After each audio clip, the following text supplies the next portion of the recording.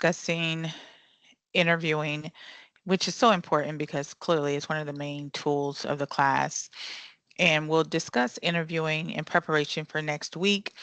We'll be talking about interviewing over the next couple of days. Tonight, we'll focus primarily just on the basics, the structure of interviewing, different types of interviewing, the interviewing process.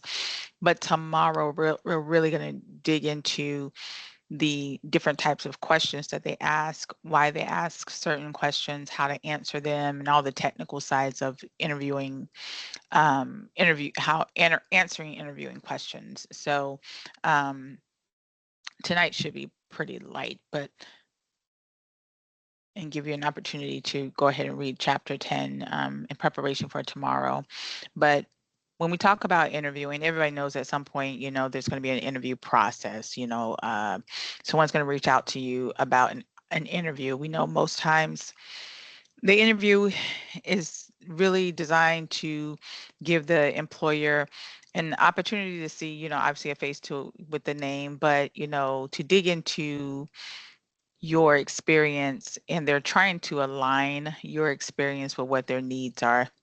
You should be doing the same, right? You're also going to be having your long-term goals at the back of your mind, and you're thinking that this particular job is the first step to your long-term goals. Maybe you read in their job description that they have, training, and that they pay for education, and that you'll get an opportunity to travel to different sites.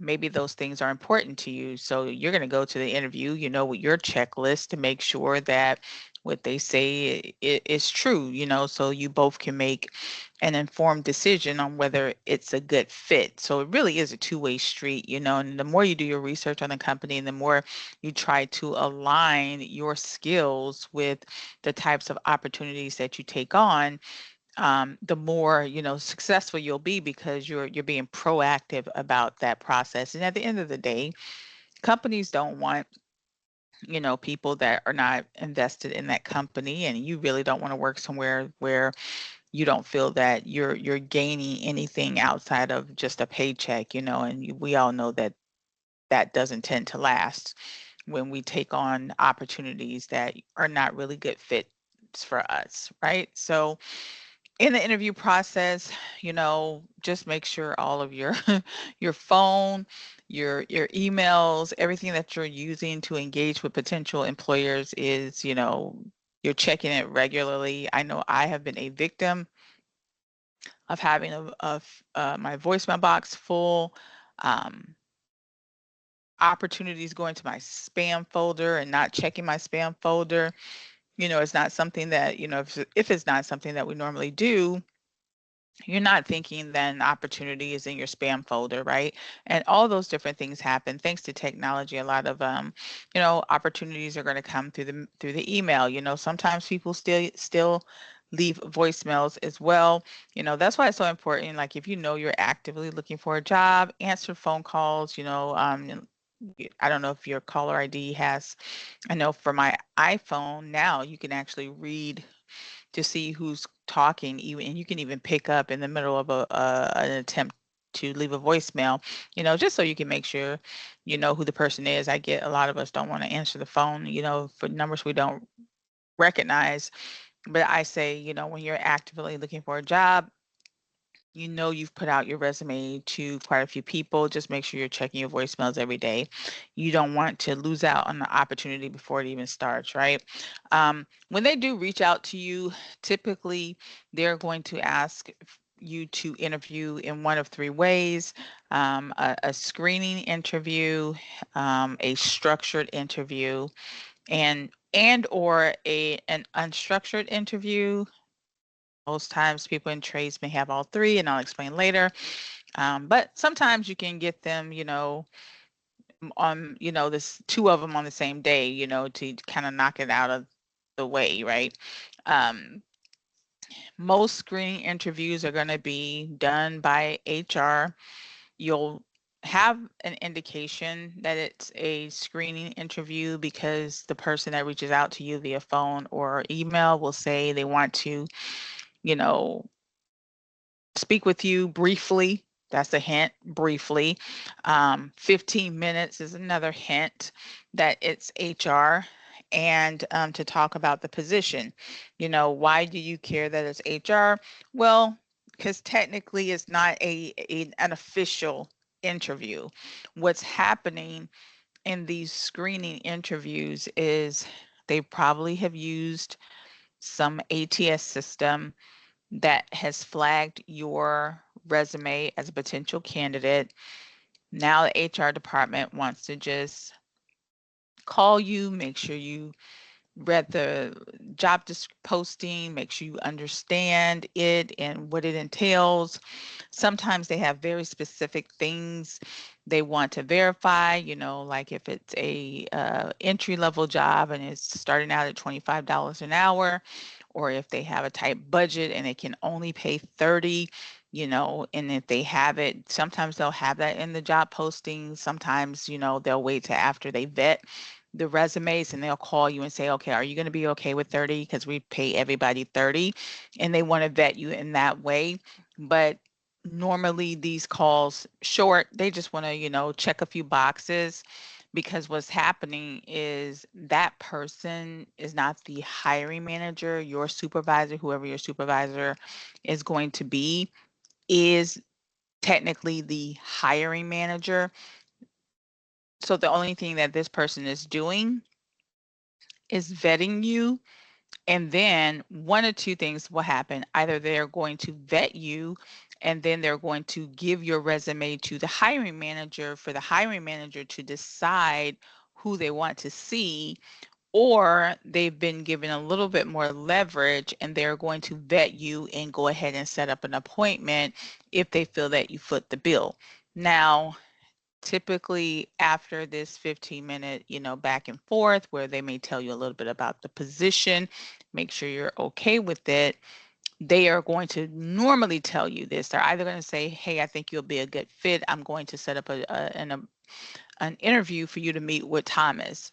Or they're going to say, okay, I'm going to pass on your information to Thomas. And if they like you, then you'll get an email saying that we want to set up an interview. During this call, the main thing for you to try to ascertain, is one, obviously, where the position is going to be at. When they set up the interview for you, you want to make sure it's going to be, where you think it's going to be at, because you may think it's going to be at their corporate office and it could end up being somewhere else.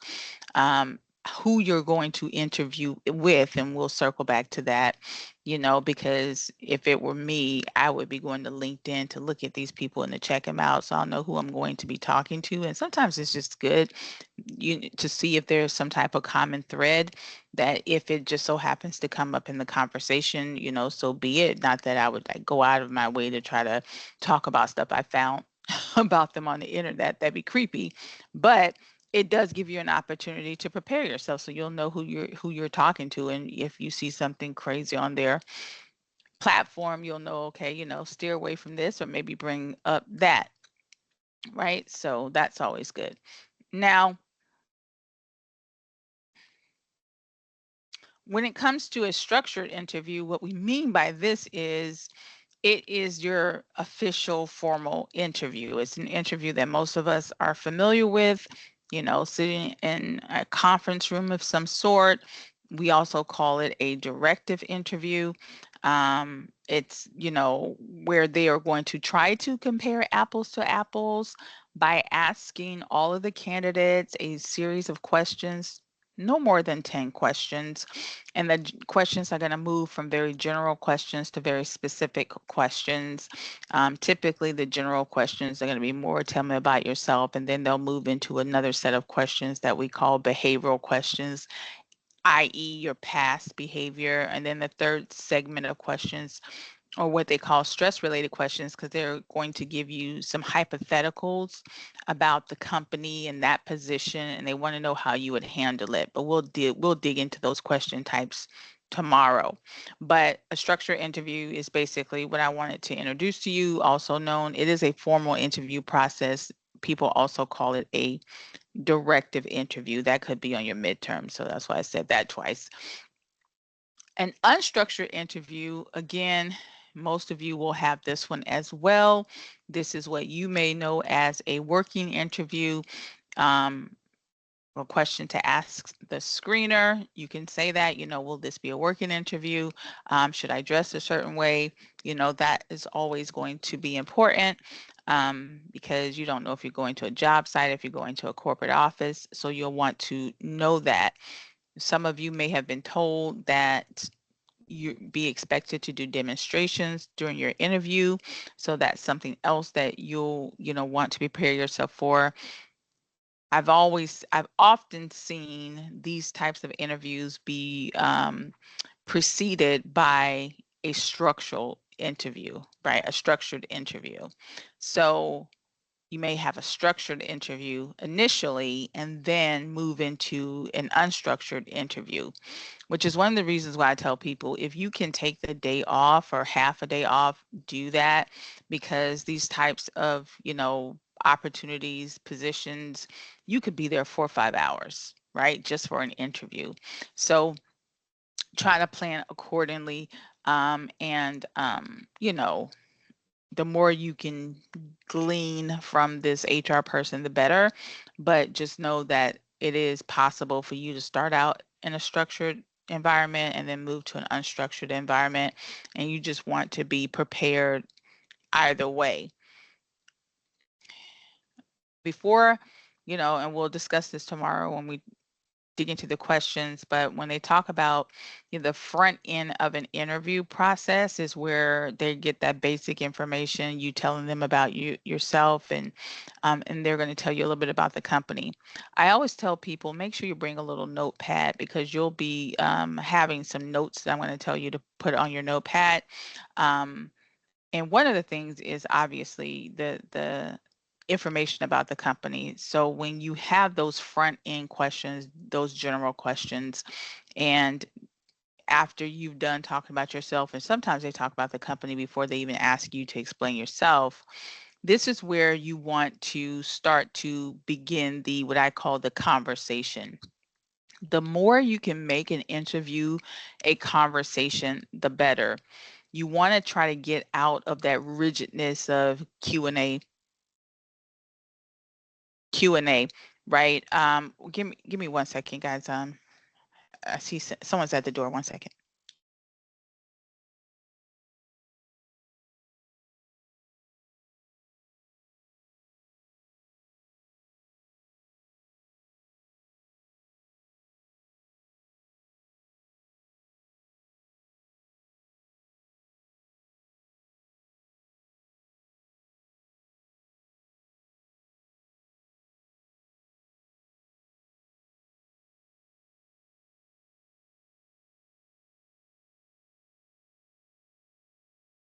Um, this is I'm talking without my microphone. Sorry about that. This is where you want to start to try to create this conversation, right? You don't want your interview to be rigid because at the end of the day, they're looking to try to see if you're a good fit, and you're looking to try to see if they're a good fit. So the more everybody, the quicker it is to let your guard down, they let their guard down. I mean, you're still a stranger, so they're going to be on guard. And the quicker, you're able to let your guard down, then you guys can really start to have a real conversation. One way to build that rapport is to do your research on the company. At minimum, know who the CEO is, like at minimum, right? Know where where they're headquartered. Maybe the office that you're going to is not the headquarters, so you need to at least know where the company's headquartered. Go to their website, know their products and services. Like most times it's going to be services in your case. At least know those things, right? Try to figure out, if you can, that position, like especially if the job posting was like, oh, we got this new project and we're, and this new whatever team, whatever. When they bring it up in the general question, section in the beginning, they're probably going to say, oh, well, one of the reasons why we're bringing you on because we got this new project. This is where you interject to bring to build some rapport. Yeah, I saw that project on your website. You can say that's the one that's going to be down in the Fort Myers, down by the such and such. Yeah, yeah, yeah. That makes them so excited to know that you've done some research. So, if you have a notepad, you can have a couple of notes jotted down in your notepad. But this is how you start to interject and to create a conversation. You're also, going to have any questions that you may have, and your questions are going to obviously come from you doing your research. Like maybe that job posting said something about traveling. And so your question may be, oh my God, how much do I have to travel? Maybe I want to travel, maybe I don't want to travel. That the job posting may have said something about multiple projects. And so you're curious, like, okay, am I going to be like 6 months here, 6 months there? Is this going to be like a transient type thing? Or am I going to be assigned in one place? Like whatever your questions may be, you're going to have them on your notepad. But here's what you're not going to do. Don't ever wait till the end of an interview and they say, okay, do you have any more questions? And then you start rattling off questions. Number one, it makes it seem as if when they were talking about that, you weren't paying attention. Number two, it gives the impression that it's an issue for you. And you don't ever want to let on that anything is an issue. Remember, you're playing chess. They're going to be interviewing other people. They're going to be asking them the same questions so they can compare apples to apples. And you don't ever want to let on that anything is an issue for you. It's none of their business. You're going to just take in the answers and then you're going to go back, to your corner. Go ahead, Terry. I just have a quick question. Uh, does that is that in case does that depend on what type of question you're asking? Yes, I'm going to explain. So what happens is, again, so you're going to have questions, right? And you're Right. going to ask the questions, but I'm going to tell you when to ask the question. So don't ever, like if you have Okay. 5 questions, maybe you have a question about is there overtime? Maybe you have a question about, where it's located. Maybe you have a question about, if it's multiple projects. Even you may even have a question about the money. You don't go through the whole interview and then they say, do you have any questions? And then you ask those 5 questions. No, throughout the interview, those topics will come up, right? So at the beginning, they're going to tell you about the company and they are going to mention that your job. If you had a question, so this is where you asked a question about the job. So maybe you had a question about if it was a multiple project, or you had a question about where it's located.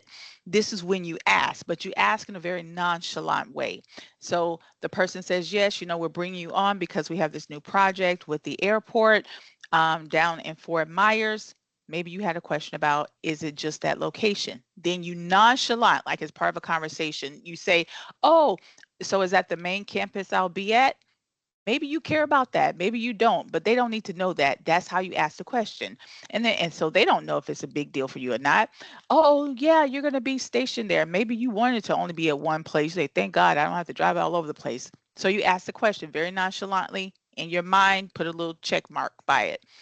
Um, Once you get into the interview, they're going to start talking about the specifics of your job later on in the interview when they get to what we call the hypothetical questions.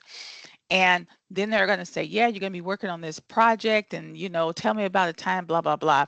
And you'll answer the question. And then let's say you have a follow-up question about, if it's just that one project, if you have multiple, that was another one of your questions. That's when you ask that question. Oh, I saw that, it was multiple projects. So it'll be 2 projects I'll be working on. Yeah, you'll have 2 projects, but only for the first 6 months. You got your question answered. There you go. You see what I'm doing, Terrius? Yeah, I have a very specific question on that. If I do go to an interview with whatever company I go to, but if I do have a question, it would be do they reimburse for schooling, further education? Right. So that's a great question. That's a question I would ask the screener. Um, I wouldn't ask that question. Um, during my interview, because the Gotcha. manager is there to really just talk about the job itself. That Right. question could come off as like, oh, you're just taking the position because they have education.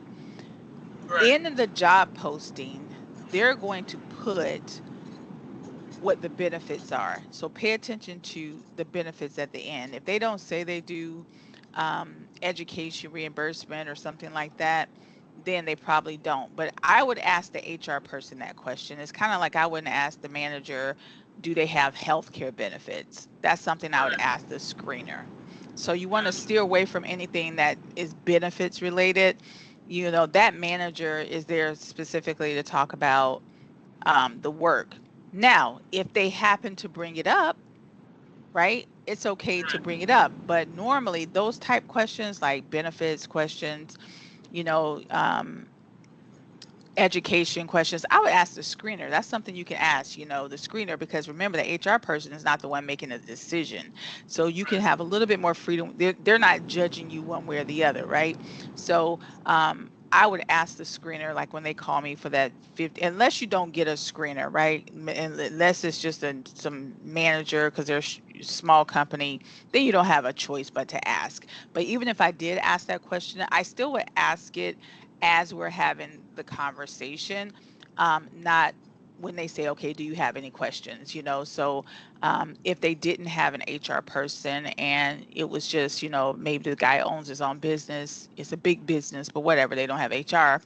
Um, and you're meeting with them and they was like, oh yeah, we do a lot of training. And I would say, oh, is that like, do you do education reimbursement too? Is it just apprenticeship training? And let them answer it. Like, still make it nonchalant to where they don't know it's an issue. Whether it is an Gotcha. issue or not, you're just asking the question, right? Right. Yep. Um, Again, it's because remember, it's human nature, and you don't want the person making a mental note that that's an issue for you, or you don't want them to perceive it as an issue, right? Because they're going to be judging you against everybody else, and you're going to be judging them too, but that's personal. That's, you're going to get home, you're going to decompress, and you're going to decide, okay, is this the right job for me? Don't ever let on in an interview, because you don't want to inadvertently, knock yourself down to option number two because you seemed hesitant about something. Right. I have a question because what I'm aiming to do. I've already been working electrical for almost a year, as I've been going to school here. So what I'm trying to do, I want to transition into something else other than residential service. I'm Mhm. trying to get into lineman, and I'm thinking about applying to places like Pike. I don't know if you heard of these places, but Yeah, they're yeah. down here in Fort Myers. But I'm thinking about applying to places like Pike or LCEC or FPL. Uh, Mhm. like if they have any apprenticeship positions open, because I know that they send you to lineman school for 4 years, and then once you're done, you become a journeyman, and then from there you can just choose or work your way up the career path with a ladder, to whatever you decide that you want, whatever route you want to go. That's ultimately what I want to do. Um, but yeah, I just don't. I've been having a tough time finding where to apply, and yeah, So and that's part of the strategy, right? So this is why we tell you guys to start with your long-term goals, because what we're going to be talking about in week 3 is you doing the research. That's exactly what you're talking about, because you have to figure out whatever your long-term goal was, how you're going to get there. And those, what you're discussing now, is part of the long-term goal strategy. So if it were me, I would be doing a Google search on all the companies in Fort Myers, that A, have apprenticeship programs, B, that is into that line of work, and to see who are the key players out there. You can just do a quick AI Google search to get that information. Um, Another great place to go to is, the SBA administration, your government websites. The government, the local city council, they hold, they have all the companies, because obviously they have to have that information. You can go to their website, but you have to do research, right? That's what we really want to bring home to you guys. Like, your career, The way it maps out is going to be based on how much effort you put in on the front end on doing the research. So if you know those are things that are important to you, then you want to drill down on the companies that offer those services so you don't even waste your time going to companies that don't, right? So that's why you have to you're in the driver's seat. So you've already identified what it is you want to do.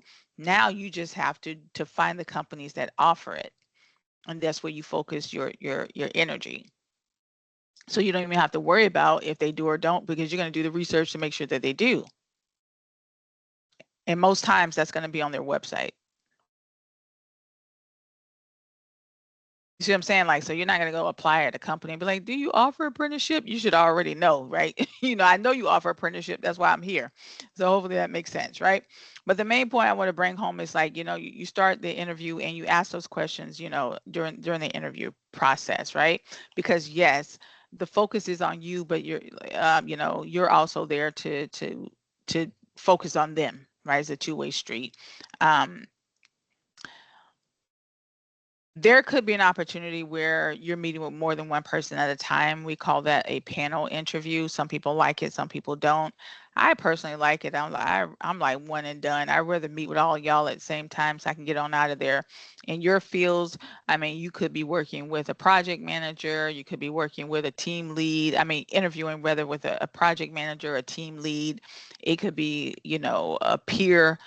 Sometimes they ask the HR person to step into the interview. So that's something else I would ask my screener. If she said, "Oh, you're meeting with Tom and Sarah," you say, "Oh, so I'll be meeting with two people." You're having a panel interview. It's good to know, well, who is Tom and who is Sarah? Oh, well, Sarah's the project manager and Tom is going to be your immediate supervisor. Okay, now I have an idea of who I'm meeting with, but it also helps to mentally prepare you if you're going to be having a panel interview, right? So just be mindful of that, not just so you can bring in the right amount of resumes, but also so you can mentally prepare yourself that you'll be meeting with more than one person.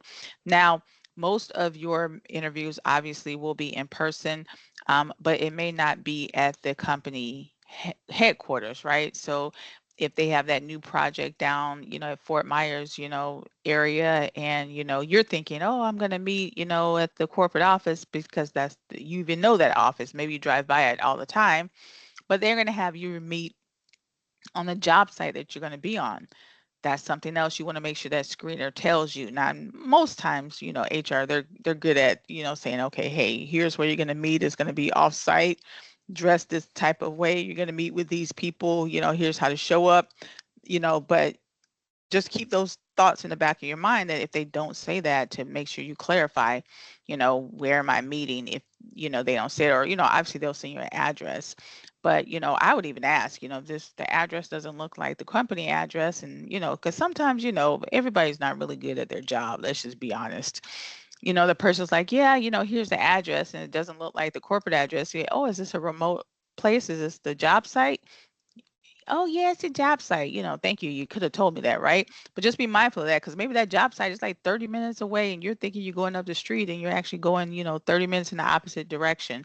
So pay attention to where they say you're going to have your interview. Now, obviously, to come early. Everybody knows that. You don't know these people. You don't know the place. You don't know what you have to do. You don't ever want to be late. Please don't be late to an interview. Don't ever be late. Don't ever be late. People are judgy. I'm telling you right now, I've interviewed the top people, and some people did not get their jobs just because they were simply late. People are just judgmental.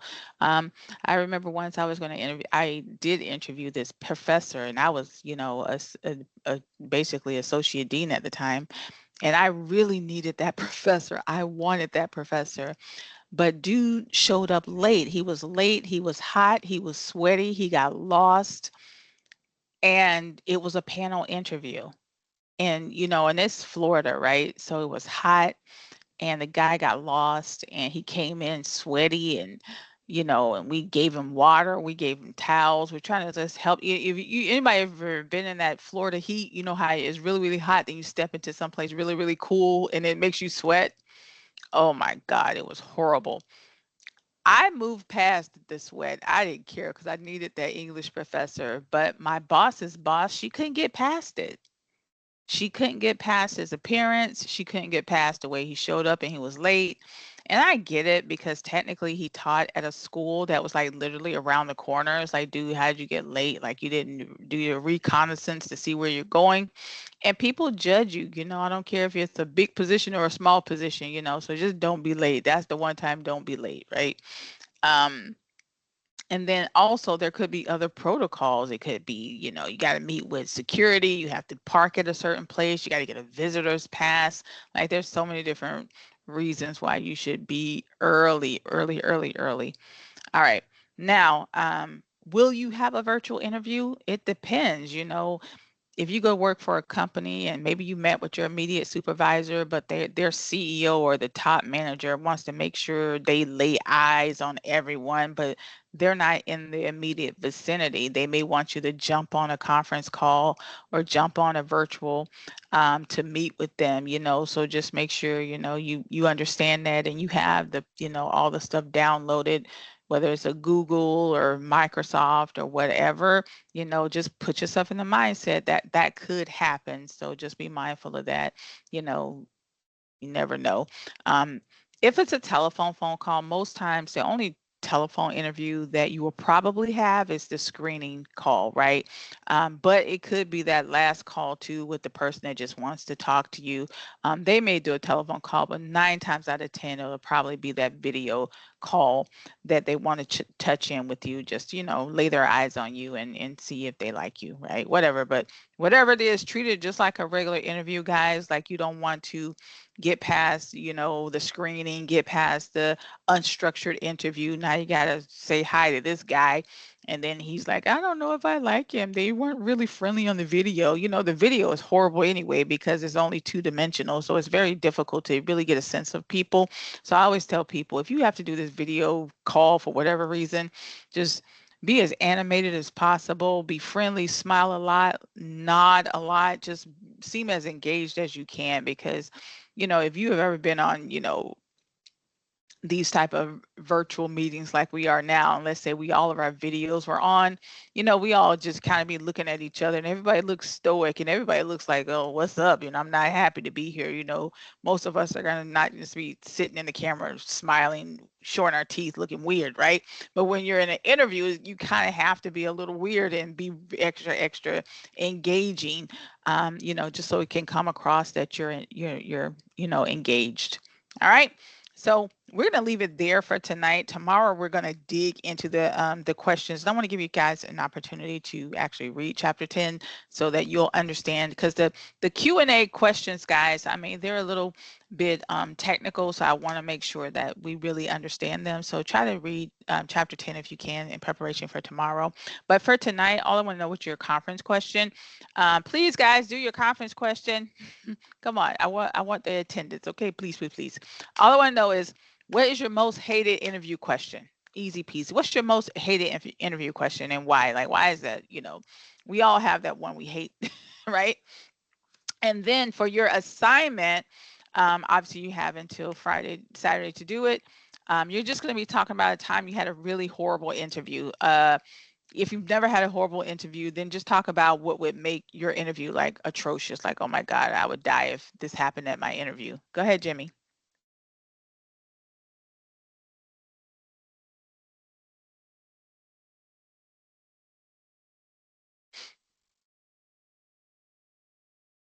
You having a hard time coming off mute?